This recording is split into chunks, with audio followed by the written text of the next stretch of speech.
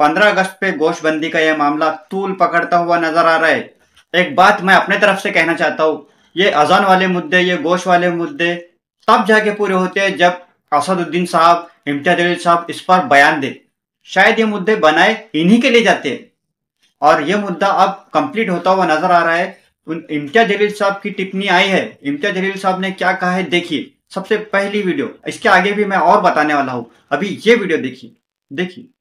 आज जेव्हा देश स्वतंत्र झाला होता, आझाद झाला होता, त्या दिवशी तुम्ही निर्बंध का घालत आहे की इम्तियाज जलील असू द्या किंवा विशाल भाऊ असू द्या की ते काय खाणार, कशा खाणार, कधी खाणार, केव्हा खाणार, हे तुम्ही कोणत्या आधारावर हे अशा प्रकारचे तुम्ही निर्बंध आणत आहे याचा विरोध कर दर्शवण्यात। अभी तो इम्तियाज जलील साहब का बयान कुछ भी नहीं है, धमाल तो आगे है।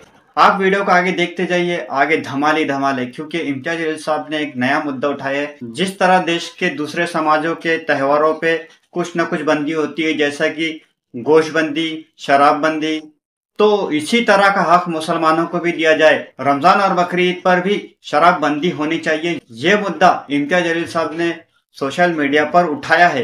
देखते हैं सरकार की नजर इस मुद्दे पे पड़ती है या सरकार फिर धर्म का चश्मा लगा लेती है।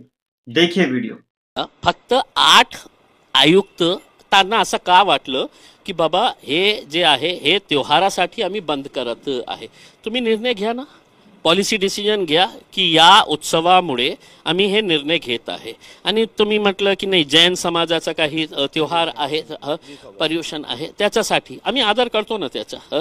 मग मी एक प्रश्न विचारू का की मुस्लिम समाज दारू पित नाही, तर सरकार हे निर्णय घेणार आहे का की मुस्लिम समाजाचे फक्त 2च त्योहार येतात, ईद उल अजहा आणि ईद उल फितर, त्या दिवशी मुख्यमंत्री देवेंद्र फडणवीस साहेब आणि किंवा त्यांची सरकार हे निर्णय घेणार आहे का की या मुस्लिम समाजाचा आदर ठेवून, त्यांचा सन्मान ठेवून, त्यांची भावना लक्षात घेऊन आम्ही ईदच्या दिवशी सर्व दारूचे दुकाने बंद ठेवणार।